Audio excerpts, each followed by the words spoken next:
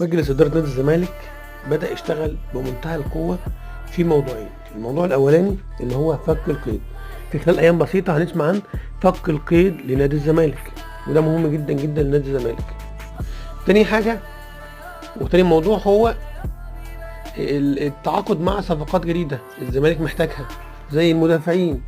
بدأنا نسمع عن أحمد ياسين وهشام صلاح، أحمد ياسين من البنك الأهلي وهشام صلاح من الاتحاد السكندري، إن الزمالك بيتكلم معاهم.